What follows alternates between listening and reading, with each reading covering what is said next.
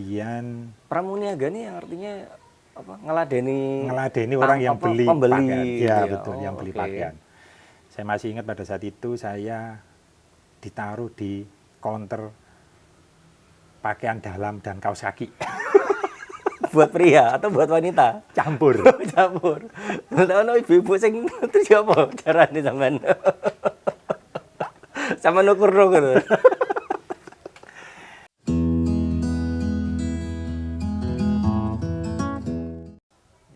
Halo, dulur-dulur, rencang-rencang sedaya. Selamat datang di acara Ngaso Sedilu. Ini acara baru. Kami di sini ingin memperkenalkan dan mengupas tentang para profesional yang ada di Jawa Timur dari bidang apapun, dari jenis perusahaan apapun, gitu ya. Harapannya nanti dari sharing-sharing ini bisa menjadi inspirasi sehingga para profesional yang ada di Jawa Timur ini bisa lebih baik lagi dan lebih bisa bersaing. Ya. Saya Cak T di sini yang akan memandu acara Ngaso Sedilut ini, dan tamu kita untuk episode perdana ini dia ini seorang yang sangat luar biasa sekali, mengawali karirnya benar-benar dari bawah gitu ya di bidang perhotelan, pernah jadi waiter, pernah jadi di bagian dapur, kemudian pernah di bidang human resource, lalu sekarang di bidang business development di salah satu perusahaan multinasional di Jawa Timur dengan level jabatannya sebagai direktur. Mari kita sambut tamu kita, Cak Yoga. Boleh perkenalkan nama lengkapnya, Cak Yoga? Halo, selamat siang semuanya. Saya Yoga, sekarang bekerja di salah satu perusahaan PMA di Sidoarjo. Seperti yang disampaikan oleh pembawa acara kita, sebut saja Cak T tadi, gitu. Tidak begitu amat juga yang disampaikan oleh Cak T tadi, gitu ya. Merendah. Oke, sekarang jabatannya sebagai apa, Cak Yoga? Sekarang saya sebagai Direktur Corporate Affairs. Direktur Corporate Affairs. Oke, itu apa aja yang ditangani Direktur Corporate Affairs itu? Jadi di perusahaan ini saya membawai legal, imigrasi, juga hubungan industrial, dan beberapa hal yang di internal yang biasa disebut oleh teman-teman kita itu sebagai urusan serabutan. Urusan serabutan. Atau bahasa kerennya itu general affair. Oke, PLA. Yeah. Sejak kapan mendapati posisi itu, Pak? Saya bergabung di perusahaan ini sekitar bulan Agustus tahun 2017. 2017. Ya. Sudah mau 5 tahun ya? Betul. Sudah mau 5 tahun. Dan ini perusahaan ke-8. Wah, 8. Oke. Jadi saya masuk awal itu sebagai manajer personalia. Kemudian beberapa bulan kemudian dipromosi menjadi senior manager business relation. Dan di tahun 2020 saya diberi kepercayaan menjadi salah satu direktur lokal yang ada di perusahaan ini. Bentar, masuknya 2017, 2020 langsung dikasih kesempatan untuk menjadi direktur. Betul. Cuman dalam waktu 3 tahun. Iya. Luar biasa. Oke, nah perusahaan multinasional ya, perusahaan asing lah ya, perusahaan modal asing. Sebelum bekerja di perusahaan ini, bekerja di perusahaan apa, Pak? Saya pernah bekerja jadi sebelum di perusahaan yang sekarang, saya pernah bekerja di salah satu perusahaan lokal yang memproduksi selang karet. Selang karet? Betul. Oke. Terus sebelumnya saya bekerja di salah satu perusahaan makanan minuman yang memproduksi kopi terbesar di Indonesia. Oke. Itu lokal atau multinasional? Lokal. Lokal. Nah, itu. Terus sebelumnya bekerja di perusahaan gas yang terbesar juga di Indonesia. Lokal atau multinasional? Lokal juga. Lokal juga. Okay. Itu. Dan beberapa perusahaan-perusahaan sebelumnya juga perusahaan lokal. Berarti dari 8 perusahaan itu yang sekarang ini yang pertama kalinya dan satu-satunya yang multinasional? Betul. Oke. Ya. Ada perbedaan nggak Pak, bekerja di perusahaan multinasional dengan bekerja di perusahaan lokal? Banyak sekali perbedaan yang saya temui dari masing-masing karakter perusahaan, tapi pada prinsipnya semuanya itu sama saja, Pak. Itu sih. Tapi yang perbedaan paling signifikan apa bekerja perusahaan lokal dengan perusahaan multinasional? Kalau di perusahaan multinasional kita banyak ketemu dengan orang-orang yang dari luar negeri. Orang asing maksudnya? Orang asing, betul. Jadi perbedaannya adalah di mana kita dituntut bagaimana bisa menerima bekerja dengan orang-orang yang ada di yang berasal dari negara-negara lain yang Dengan berbeda, kultur yang berbeda gitu ya. betul. Oke. Tantangan apa yang dirasakan paling menantang lah di perusahaan multinasional, bekerja di perusahaan multinasional? Bahasa, Pak. Bahasa, oke. Kenapa bahasanya? Iya, bahasa yang pasti kalau kita bekerja di perusahaan multinasional, bahasa Inggris sangat diperlukan. Oke. Tapi itu bukan hal yang tidak bisa kita bukan hal yang menjadi kendala. Asal kita Pak, lihat kamera, Pak. Iya. Lihat kamera. asal kita mau belajar ya kita pasti bisa lah. Oke. Gitu, Pak. Selain bahasa, kendala lainnya atau tantangan lainnya lah? Selama ini saya enggak menemukan tantangan yang sangat berarti ketika bekerja dari perusahaan nasional ke perusahaan multinasional. Tapi bagaimana dengan tadi yang Cak Yoga sampaikan ya, kalau di perusahaan multinasional kan bekerja dengan orang asing, dengan budaya yang berbeda dengan budaya Indonesia atau katakanlah orang Jawa Timur pada umumnya. Itu gimana caranya untuk menghadapi kendala perbedaan budaya itu?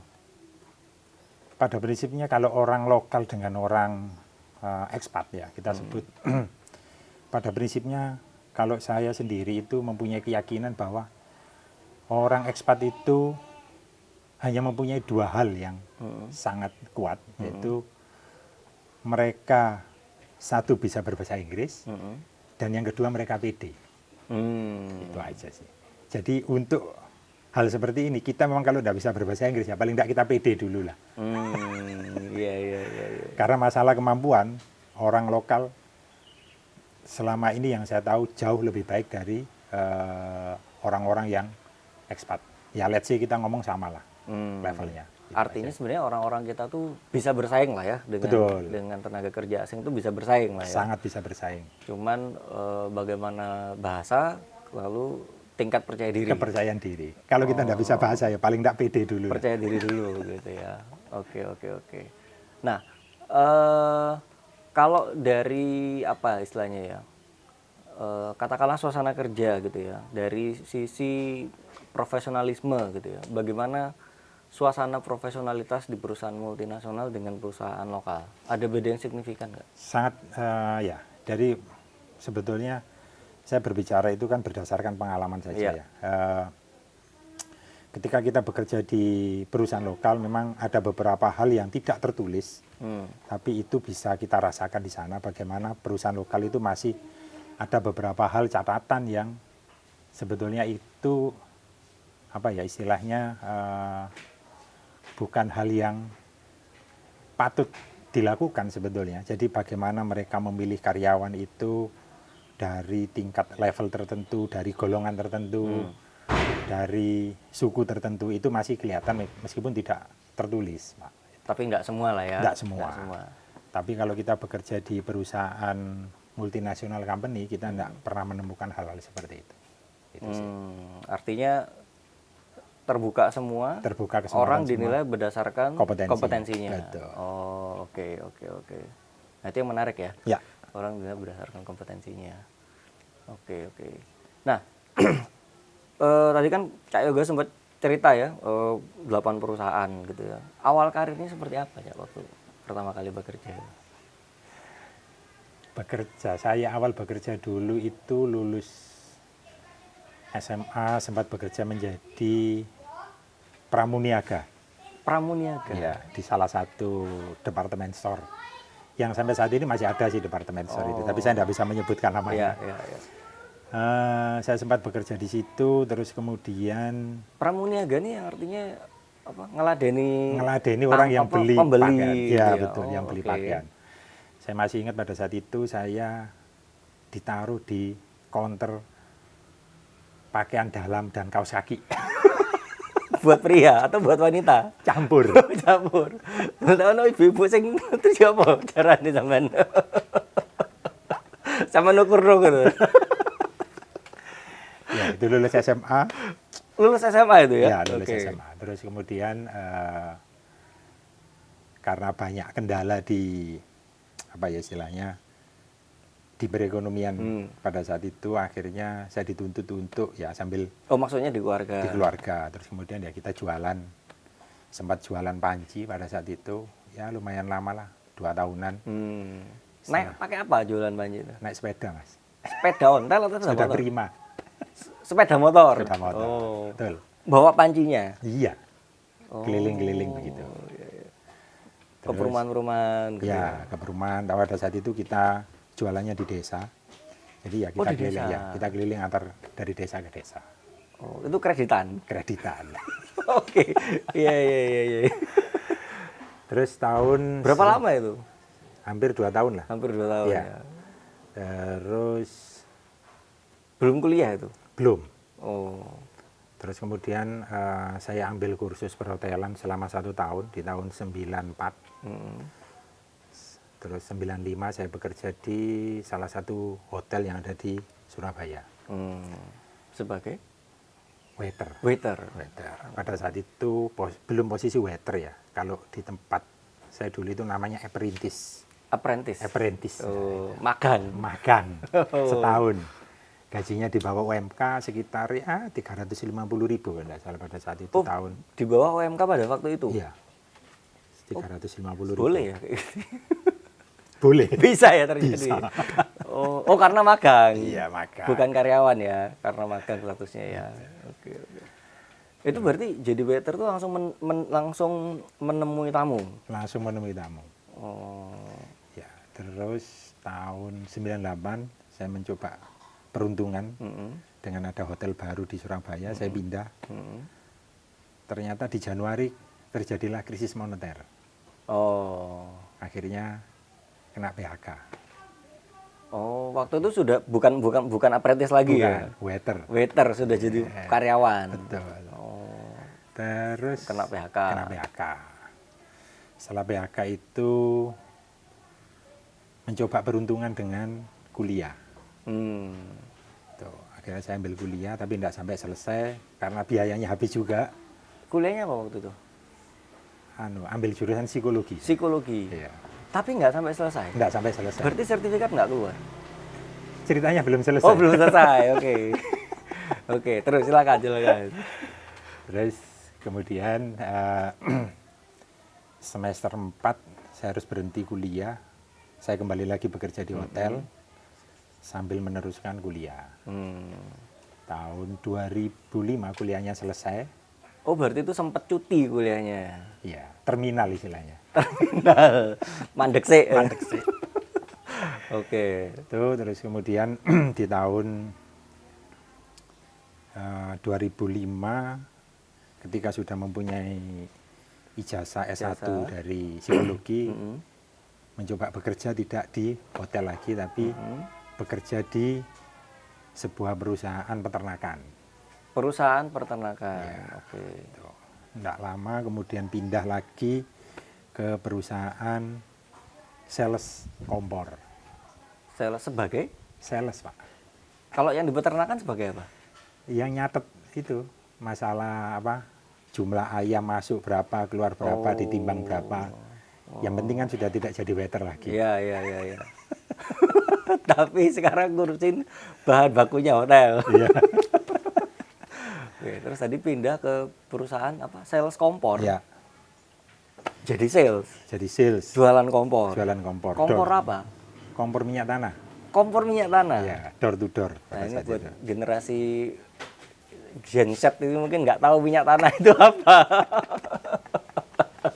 Apa minyak tanah itu ya? Sudah tidak ada Lengogas. sekarang. Sekarang sudah ada lengogas ya. Sekarang sudah ada. Sekarang cuma tinggal gasnya, Gasnya nggak ada aja. lekonya. Lengonya, betul.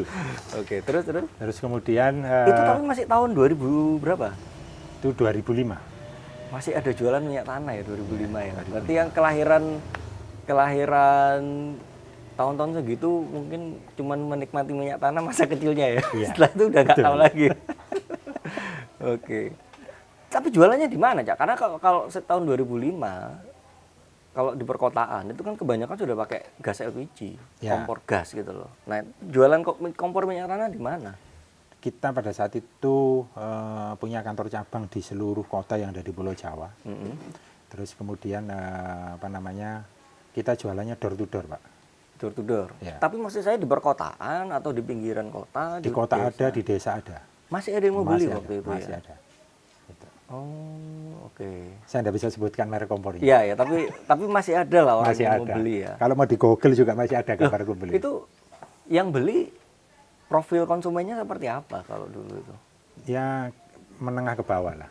Hmm. Jadi kebanyakan yang ada kalau di kota ya bukan yang ada di perumahan, tapi Jadi yang yang ada di di kampung-kampung. kampung-kampung. Ya. Nah itu area jualannya Di seluruh Jawa. seluruh Jawa, bukan Jawa Timur, seluruh Jawa. Iya. Jadi Berarti mulai sampean kelilingan mulai Pulau dari- Jawa. Betul. Mulai dari Banyuwangi sampai Tangerang. Wush. Luar biasa. Oke, canggih. Jalan darat, Jalan darat, naik, mobil. wush. Dewean. Ya sama tim lah. Ada tim Iya, ya? ada tim. Itu. Berarti bendino urip ning dalan. Betul. Dodolan kompor minyak tanah. Luar biasa. Terus. Pada saat itu ada konversi minyak tanah ke gas. Mm-mm. Secara otomatis perusahaan ini tutup. Karena dia hanya jualan kompor minyak tanah saja, tidak ada Betul. produk lain. Nggak ada. Oh. Berapa lama itu setelah sampean bergabung? 2 tahun. Cuman 2 tahun. Iya, Setelah 2 2007. tahun keliling Pulau Jawa. 2007 ada konversi minyak tanah ke gas, terus kemudian saya pindah di salah satu perusahaan outsourcing yang ada di Surabaya yang bekerjanya di PLN. Oh, ini di perusahaan outsourcingnya PLN. Outsourcingnya PLN, bukan pegawai PLN-nya. Bukan pegawainya ya, perusahaan Bukan. outsourcingnya. Outsourcingnya, Sampean Pak. sebagai teknisi. Bukan. Apa? Ngurusi driver dan cleaning service. Ngurusin driver dan cleaning service. Oke. Jadi kapan, driver mesti kemana, Iya, datang jam berapa, betul, keluar kemana. iya. Klaim BBM-nya berapa. Terus seperti itu. mana yang harus dibersihkan. Iya. Gitu. Itu cuman di kantor atau maksudnya cuman di satu kantor? Di satu kantor. Oh, cuman di satu Iya, kantor. satu kantor. Jadi bukan untuk melayani kantor PLN dimanapun? Enggak, hanya satu kantor yang ada di Surabaya. Oh, oke. Oke, terus? Terus kemudian Anu ya, apa? Beragam ya pengalamannya ya. kepeksa. Kebakso ya. Oke, menarik. Terus. Terus kemudian pindah ke perusahaan yang bergerak di bidang kayu. Kayu. Ya, yang memproduksi pintu. Oh, oke. Pintu, terus beberapa kebutuhan rumah tangga yang dari rotan. Heeh. Itu perusahaannya ada di Gresik Sebagai sebagai staf personalia. staf personalia. Nah, Iya. itu gimana perpindahan apa ya istilahnya? Perpindahan ilmunya tuh. Kan sebelumnya kalau dari pengalaman kan nggak ada Nggak ada. pengalaman Nekat personalia. aja. Nah, itu gimana cara belajarnya? Ada lowongan di koran, melamar, Heeh. keterima. Alhamdulillah. Oh, iya. Terus cara belajarnya? Cara belajarnya ya pada saat bekerja di situ ya itulah pada saat itu kesempatan kita untuk belajar hal-hal baru. Itu terus kemudian di situ beberapa bulan kemudian diangkat menjadi Yang paling diinget waktu awal kerja sebagai personalia itu ya, pengalaman apa yang paling diinget sampai sekarang Nyatet yang lembur. kemudian mengubah pola pikir atau mengubah cara bekerjanya Cak Yoga? ya kita di sana kerjanya awalnya itu cuma nyatet mesin ceklok yang manual dulu itu yang jadi itu pekerjaannya tiap hari ngecekin kartu ceklok. Berapa orang karyawannya? Karyawannya sekitar 500 ada. Berarti setiap hari ngecekin ceklok 500 wong? Betul. Mbok. Nah, terus Dicek satu-satu. Iya, otomatis kayak gitu. Oh. Jadi ngecekin satu-satu, Ah. cek clock yang telat siapa, yang lembur siapa, Ah. dihitung lemburnya per hari itu berapa. Dewean? Ada 2 orang. Oh. 2 orang. Sampean sama teman. Iya, ada 2 orang Oke. lagi. Terus 250. Gak ngono ya? Gak ngono ya? Nah, terus ya itu terus belajar bagaimana kita mencatat lembur, menghitung lembur, menghitung BPJS dan segala macamnya itu basic kepersonalian. basic ya itu Iya, ya. Basic Dan kepersonaliannya ada di situ. jadi belajar undang-undang juga. Betul. Oh. Itu start awalnya di situ. Oh, berapa lama itu? Saya bekerja sampai tahun Menangani pekerjaan itu? paling cuma setahun ya. Tahun. Terus setelah itu? Dipromosi menjadi kepala seksi. Hanya dalam 1 tahun? Iya. Habis ngurusi lemburan karo ceklok itu dipromosi jadi kepala seksi. seksi. Oke. Kalau menurut sampean sendiri, apa kemudian yang menyebabkan sampean bisa dipromosi hanya dalam waktu 1 tahun, tidak ada pengalaman personalnya sama sekali, terus dipromosi jadi kepala seksi? Ya pede aja itu tadi. Pede gitu. Terus sampean gak takok, opo kok kesini promosi Pak? Gitu. Nek aku takon, gak situ Gak dipromosi. bisa dipromosi. Jadi dikai sampean promosi diyo ya. Diyo ya. Oke. Tuh. Terus Nah, tugasnya kepala seksi apa waktu itu? membawai orang-orang yang ngecekin absen-absen itu tadi. Oh, karena sampean sudah pengalaman situ. Betul, ya. Tapi kan ada orang yang lainnya. Kenapa kok sampean yang ditawarkan waktu itu? Iya, untung aja. Oh iya. Dianggap untung aja. Untung ya, Dianggap wis. untung Untung aja. aja ini, gitu. Terus ada kejadian di mana salah satu cabang pabrik perusahaan ini demo. Pada saat itu saya disuruh ngecek ke sana, ya sudah saya berangkat aja namanya ngecek. Sampai akhirnya ketika saya datang, saya memfasilitasi perundingan sehingga demo itu berhenti dan bisa bekerja kembali. Ya apa itu caranya? Kan sampean belum pernah ngadepin demo sebelumnya. Iya, gak mikir ya, pokoknya teko Ya, aja. tapi ya apa caranya? Ya apa caranya? Kan sampean iki gak pernah sebelumnya ngadepin demo. Nggak pernah. Nah, dikongkon ngecek. Ngecek. Sampean teko ngecek. Ngecek. Terus timbul inisiatif untuk menginisiasi ada komunikasi atau perundingan itu. Kepikirannya kan di Ya pada saat datang, terus kemudian saya ditemui oleh ketua serikat. Ketua serikat pada saat itu cuma nanya ke saya, kenapa saya datang? Ya saya cuma jawab, saya diperintahkan oleh atasan saya untuk apa urusanmu ini ngecek. ya? Ya sudah, saya ngecek saja. Terus ditanya sama ketua serikat, loh kalau sudah dicek, terus maunya apa? Ya saya jawab, ya maunya bekerja kembali. Ya bilang gitu. Terus mereka ngomong, ya sebelum kembali bekerja kita mau berunding. Akhirnya saya panggilkan tim yang ada di kantor pusat untuk datang untuk berunding, dan disitulah tim kantor pusat datang dan melakukan perundingan. Oh, jadi yang melakukan perundingan itu tim kantor pusatnya. Betul. Terus peran sampean di situ? Ya saya cuman kalau mau berunding ya harus masuk ke pabrik dan mulai bekerja kembali. Dan mereka mau bekerja kembali dan ada yang berunding juga. Udah selesai. Oh. Ya untung mana berarti. Ya. Dirungokno ya. Dirungokno. Dan setelah itu tapi yang perundingan orang pusat. Orang pusat. Sampai enggak terlibat dalam Nggak perundingan terlibat. itu. Oke. Tapi besok harinya saya sudah tidak boleh lagi bekerja di kantor pusat, tapi bekerja Di lagi pabrik itu. di pabrik itu dan diangkat menjadi kepala bagian HRD di Itu sana. setelah berapa lama menjadi kasih? 4 bulan kalau nggak salah. Canggih. Mek bondo iso ngedekno demo, mari ngono iso balekno wong kerja. Dipromosi jadi Iya, kepala bagian. kepala bagian HRD. Luar biasa. Cuman dalam waktu 4 bulan. Oke, terus ono cerita apa mana itu? Ya itu banyak hal-hal hubungan industrial yang saya pelajari di pabrik ini. Oh, jadi di situ akhirnya lebih banyak ke hubungan industrial ya. Terus di situ startnya saya mengenal selain kepersonalian juga urusan hal yang lain, mulai rekrutmen, mulai hubungan industrial, banyak saya belajar di situ. Terus kemudian saya ketemu dengan beberapa komunitas teman-teman yang seprofesi. Kita akhirnya saling tukar pikiran dan ya sampai sekarang seperti ini. Sampai sekarang seperti ini. Oke, luar biasa. Oke. Nah, kalau lihat ke belakang ya, momen apa yang kemudian paling membentuk karirnya Cak Yoga? momen ketika saya bekerja di perusahaan kayu ini sebenarnya. Oh gitu ya. Iya. Jadi kawah candra di mukanya itu di Betul, perusahaan kayu ya. ini. Total berapa tahun di perusahaan kayu itu? 3 tahun gini. Cuman 3 tahun. Ya. Tapi Anda merasa 3 tahun itu banyak memberikan dasar untuk karirnya Betul. Kak Yoga ya? Iya. Betul. Oke, oke. Yang tadi sama cerita tuh ya, industrial relation, Pakai, ya, rekrutmen, rekrutmen, development. development itu banyak di situ. Oke. Karena saya membawai satu departemen di situ. Dan saya tidak punya background apapun. Jadi di situ saya dituntut untuk banyak belajar. 3 tahun terus pindah ke perusahaan Gas. gas. Ya. Ke perusahaan gas. Oke, Sebagai supervisor HRD kalau tidak salah. Pak. sebagai supervisor IT. Iya. Oke. Ada pengalaman apa yang paling diingat waktu di perusahaan gas itu? Atau biasa-biasa aja? Banyak sebagai pemain pengganti saya. di sana. Maksudnya?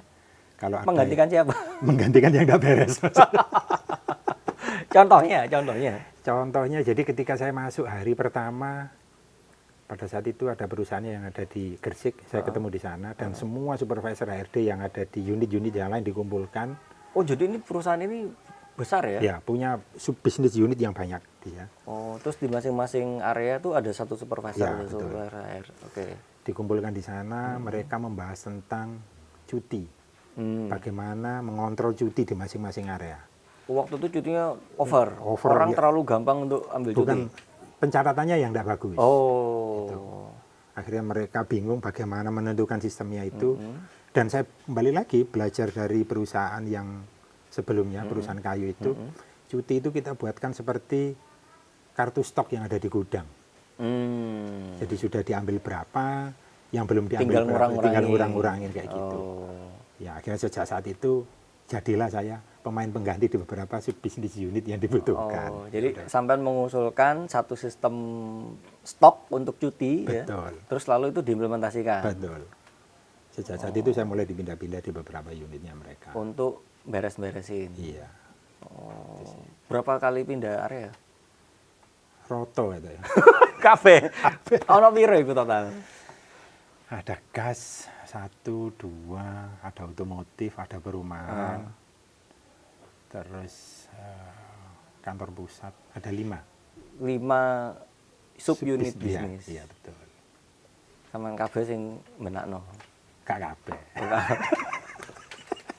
Tapi masalahnya bukan cuma cuti ya, masalah-masalah yang banyak. lain-lain. Selain cuti, kontrak kerja, Oh. terutama yang di bisnis otomotif itu karena kita punya banyak sales, yang mana sales itu status pekerjaannya adalah kontrak mereka, sehingga kita bagaimana memaintain kontrak kerjanya mereka. Gitu sih.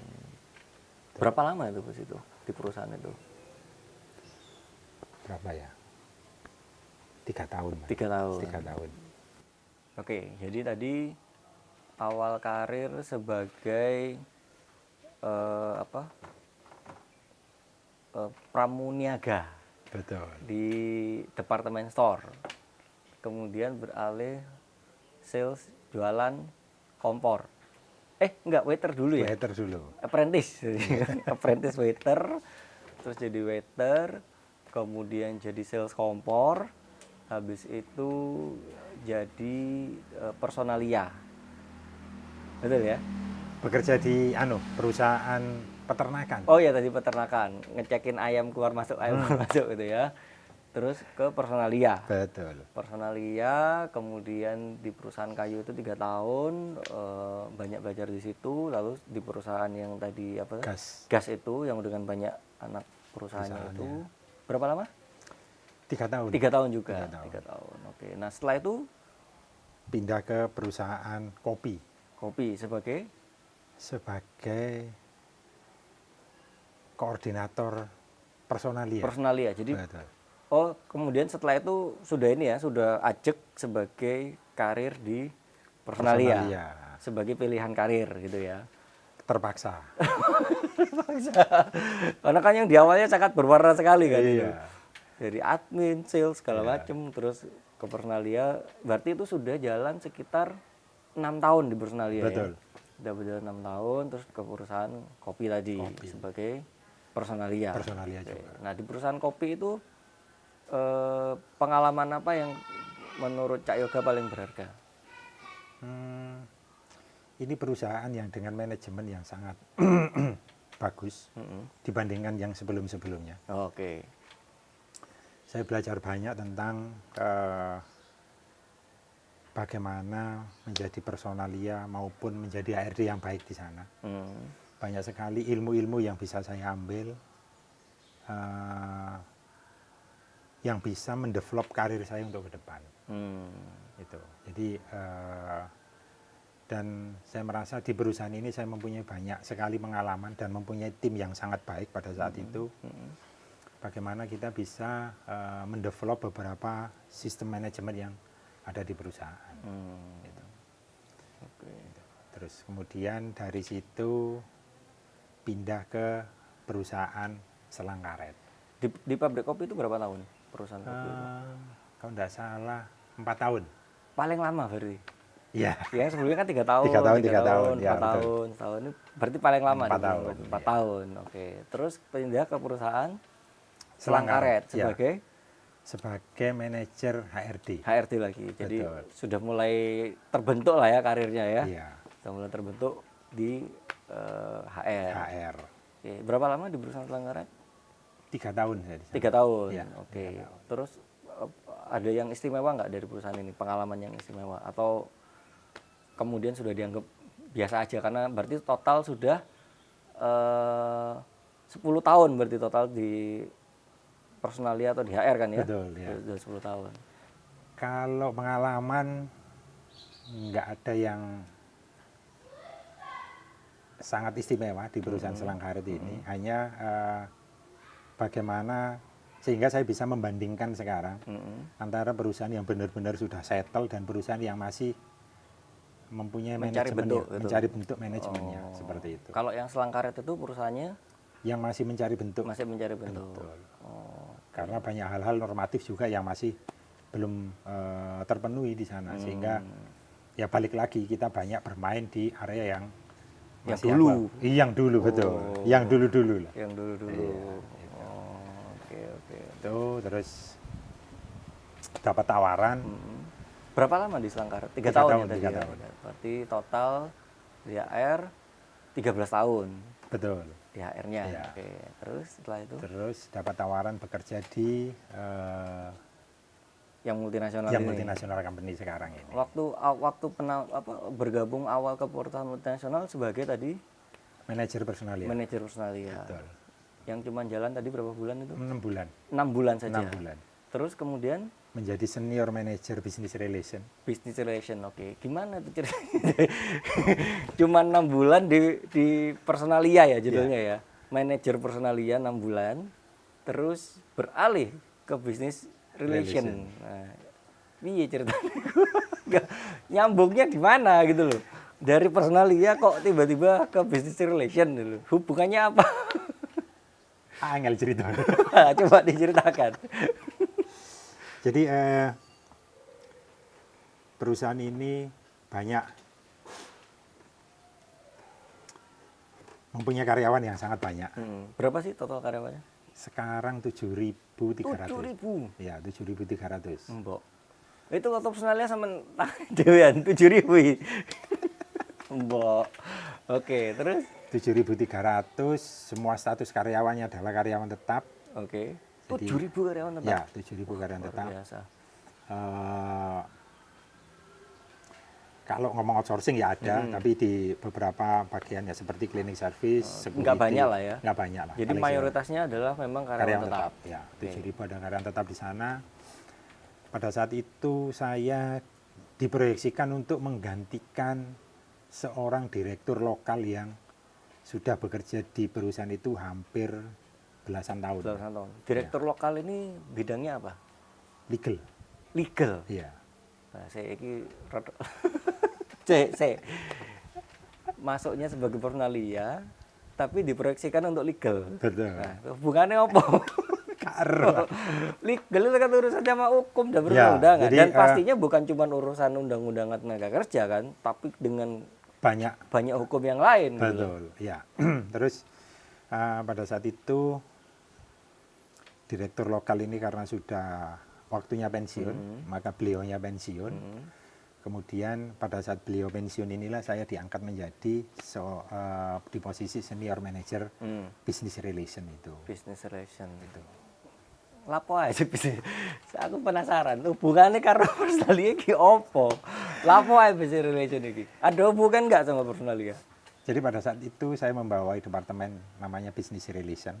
Di bawah departemen ini ada legal, ada imigrasi, ada GE, ada HR operation atau Personalia tadi. GE sama HR operation itu masih seduluran lah sama kerjaan yang dulu ya. Betul. Nah, yang legal sama yang Imigrasi iki ya apa ini ceritanya? dua hal yang apa ya? Gak ada hubungannya karo nggak ada, Personalia. Iya. nggak ada hubungannya Personalia dan ya ini saya dituntut untuk banyak belajar di situ. Nah, ya Jadi cara urusan belajar perundang-undang dan sebagainya. Sama. Kalau pilihan. Jadi pilihannya kalau saya tidak ambil ini, saya tidak bekerja. Ya toh? Oh, kok sama Ya dipecat lah. se-ekstrim itu. Iya lah, gak iso dipecat kan. Jadi sampai ditawari. Ditawari. Business relation, ngurusi 4 hal. 4 hal. Arep ora? Arep ora? Nek gak arep minggiro. Minggiro tak golek wong liya, ya tak lakoni ya. Jadi anu ya, pengaruh power of kepepet juga ya. Iya, ini kepepet terus. Oke, akhirnya di situ saya harus belajar. Ya apa cara belajar legal karo imigrasi itu? Karena itu dua hal yang sangat berbeda dari yang Personalia. Iya.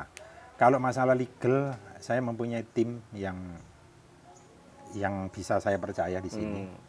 Ya, sementara saya juga masih belajar banyak tentang urusan legal karena urusan legal itu tidak hanya urusan agreement, betul. Tapi bagaimana urusan license, betul. Bagaimana urusan kita comply dengan perundang-undangan, ya. Belum lagi nanti urusan akte, urusan PT, undang-undang PT dan kalau ngomong ribet. Ya. Tapi ini bisa karena kan semua itu diatur undang-undang. Betul. Yang berarti paling gampang kita belajar legal berarti sampai menjadi rujukan di perusahaan itu untuk masalah perundang-undangan. Apapun itu. Padahal nggak ada background hukum. Nggak ada background hukum. Iya. Jadi saya harus punya orang legal yang kuat di sana. Oke. Oh, gitu caranya ya. Caranya harus seperti itu. Oh. Ya. Dan sampai terus belajar sama orang legal itu. Betul. Itu. Jadi posisi sampai sebagai atasan belajar sama bawahan. Iya. Nggak malu ya? Kepepet, gak mangan. Enggak, tapi maksudku posisi sampean sebagai atasan, kemudian sampean belajar sama tim member katakanlah seperti itu. Itu enggak malu sampean?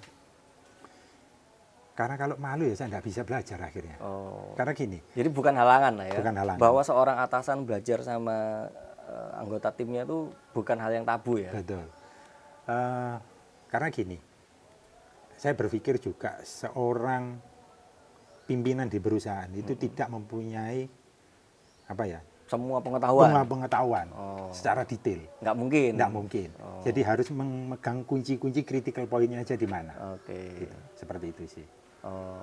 Jadi nah gini, nek urusan legal kan berarti anak buah sampean ini yang paling ahlinya dari sampean. Betul. Terus cara sampean megang dia untuk memastikan bahwa sampean katakanlah nanti tidak dipinteri sama tim ini apa caranya? Ini adik minteri aku tak pecat ya. Iya, tapi sampean tahu dari mana kalau dia pinteri?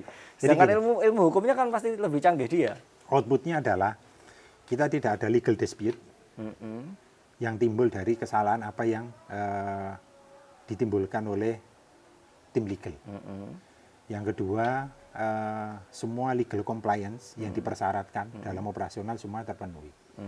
Jadi jika ada, taruhlah ada surat cinta dari government tentang ketidakpatuhan kita dalam mengikuti perundang-undangan, itu adalah kesalahannya dia. Gitu. Jadi kuncinya adalah 0 kesalahan dalam urusan legal titik. Wis iku tok cekel. Iku cekel iku. Tapi balik lagi kita harus punya juga kalau dalam legal kuncinya kalau saya sudah trust.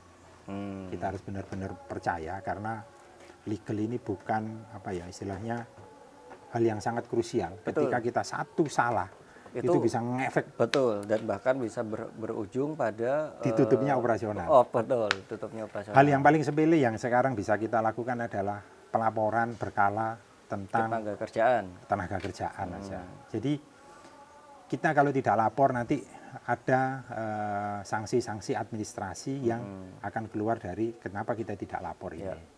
Terus kita ada lagi laporan ke BKPM Oh tentang ya, modal. laporan Ya. ya kegiatan penanaman modal. Betul. Itu juga ada di bawahnya legal. Jadi ketika kita tidak melakukan pelaporan, maka BKPM akan mengeluarkan surat teguran Ya. sampai dengan penutupan atau pemberhentian Usaha. izin operasional. Betul. Hal-hal kayak gitu yang perlu kita pegang saja untuk megang legal ini. Selesai. Oke, oke. Satunya lagi tadi Imigrasi. imigrasi. Ya. Kenapa kok sampai ada khusus membidangi imigrasi? Jadi gini, ekspat di tempat kami lumayan banyak. Banyak. Oh. Ya, jadi kalau urusan ekspat itu mulai urusan rencana memperkerjakan tenaga kerja asing. RPTKA. Betul, RPTKA. Tapi sekarang sebelum RPTKA itu ada lagi satu step, yaitu kita harus mendapat approval dari Kementerian Investasi, Investment Oh iya, Ministry. iya, iya. Apa bahasa Indonesia? Badan investasi. Iya, betul. Oh Gitu. iya. Jadi kita harus mendapat approval dulu sebelum kita ajukan RPTKA-nya. Oh. Jadi kita harus tahu bagaimana proses pertama kali kita ingin mendatangkan ekspat ini, sampai ekspat itu datang, sampai keluar kitas, dan beberapa surat-surat yang mengikuti setelahnya, seperti STM, SKTT, dan segala macam seperti itu. Ya mirip ngurusin tenaga kerja tapi ini tenaga kerja asing. Betul. Oh, oke. Ada satu lagi teks. Lah. Sebenarnya kan kalau pengalaman teks. Nah, terus jawab cara ini. Tapi ya itu lagi, saya di satu posisi yang harus belajar. Ah. Ya mana dipikir ya gak iso, tapi ya kepeksa, nek gak ngono dipecat ya kenapa wae. Oke. Terus berapa lama mengurusi business relation itu? Saya mulai ngurusi business relation di Januari 2018. Januari 2018 Sampai dengan saya diangkat menjadi direktur di November 2020. 2 tahun lebih lah 2 ya. tahun lebih.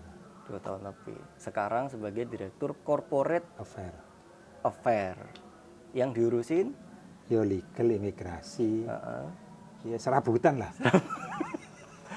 Eksim ada di situ. Eksim. Ya, kebetulan di tempat kami itu adalah mendapat fasilitas dari negara, yaitu kawasan berikat. Eksim itu belas kalau sama personalia itu. Tapi saya harus belajar di sana. Bagaimana banyak sekali lah form-form di sana yang harus kita pelajari. Bagaimana kita memasukkan barang dari luar negeri yang harus ada pajaknya berapa, yang tidak ada pajaknya berapa. Termasuk nanti ngeluarin sampahnya itu berapa persen kita harus bayar pajaknya. Gitu. Oke. Anu ya, kalau lihat perjalanan karir sampean itu memang kemudian banyak dipicu oleh apa kepepet-kepepet itu ya. Iya. Dipicu oleh kepepet-kepepet itu, tapi kemudian prinsip sampean adalah nek kepepet ya wis belajar. Belajar, gitu ya. betul. Ya seperti Belajar pertama kali dan saya dilakoni. Seperti pertama kali ketika saya interview di perusahaan yang sekarang. Interview terakhir saya ketemu dengan presiden direktur yang orang Inggris. Ketika saya interview pertama kali yang saya katakan adalah saya membuat disclaimer dulu. Apa tuh disclaimer? Disclaimernya adalah ya, saya tidak bisa berbahasa Inggris dengan baik karena saya bukan lahir di Inggris. Iya, masuk akal sih. Iya. Lahirnya di Gresik. In Gresik, I cannot speak English with well because I was born in English. In Gresik. It's different if I'm born in Inggris. Ya. Disclaimernya dibuat dulu. Oke. Jadi kendala di awal yang saya masuk ke perusahaan ini adalah saya tidak bisa berbahasa Inggris dengan baik. Jadi saya ibaratkan saya ada di tengah lautan. Kalau saya tidak bergerak saya mati. Oh. Iya. Bergeraknya apa ya? Saya harus belajar. Ya, itu ya, aja. ya. Jadi cuman dalam waktu 3 tahun lah ya. Ya. 3 tahun terus sampean mencapai posisi direktur. Betul. Hanya dalam waktu 3 tahun dengan kondisi bahasa Inggris pas-pasan. Pas-pasan. Di perusahaan Asing. multinasional Betul. yang pimpinannya langsung dari Londo atau Inggris Iya. gitu ya. Terus banyak TKA juga. TKA juga, dan banyak komunikasi juga dilakukan dalam bahasa Bahasa Inggris. Inggris. Korespondensi Email tiap hari email dalam bahasa bahasa Inggris. Inggris. Betul. Sampai nomor piro, Cak? Ojo takon umur ya. Gak Patang pantes. puluh punjul lah. 40 punjul lah. 40 punjul ya. Siapa cara belajar bahasa Inggris itu? Angel lah, Bro. Lah iya, tapi kok iso gitu loh. Jadi sebelum saya masuk ke perusahaan ini, saya sempat ambil kursus 3 bulan. Oh, wis dicepakno ya. Ya, saya persiapkan kursus sengaja 3 bulan untuk menghadapi interview. Tapi balik lagi, ketika saya interview itu tidak bisa berbahasa Inggris, balik lagi. Yang penting pede dulu. Ya, menarik. Nah, pesan apa yang sampean mau sampaikan ke generasi muda saat ini, terutama yang angkatan kerja ataupun yang baru akan memasuki angkatan kerja, terutama yang di Jawa Timur, supaya bisa seperti sampean gitu. Jadi intinya gini, kesempatan itu akan datang dan kita harus siap dengan kesempatan itu. Jadi Beruntung kesempatan ketemu. ya, jadi kesempatan itu akan datang, tapi ketika kita tidak mempunyai persiapan untuk Itu definisi beruntung ya. jadi gini, kita harus mempersiapkan diri kita untuk mendapat kesempatan. Oke. Ketika kesempatan itu datang, kita harus sudah siap. Untuk mengambil kesempatan itu. Jadi intinya setiap saat harus mempersiapkan diri Betul. supaya ketika sewaktu-waktu ada Kesempatan itu datang, sudah siap. Sudah siap. Tapi kalau dari ceritanya sampean kan waktu sampean itu begitu ada kesempatan kayaknya sampean belum siap kayaknya. Cuman modal nekat aja. Iya sih, aku mau. Yang Ayo. penting yakin di sini. Tapi bisa juga kan berarti ya. Ya. Berarti seperti sampean bahwa kesempatannya datang duluan tapi sampean belum siap, tapi sampean percaya diri saja. Gitu. Ya. Kemudian sambil berproses sambil Belajar. Oke, menarik. Baiklah. Oke, sudah berapa lama? Sudah 1 jam ya kayaknya ya? Nggak sampai. Nggak sampai. 40 menit. 40 menit. Oke.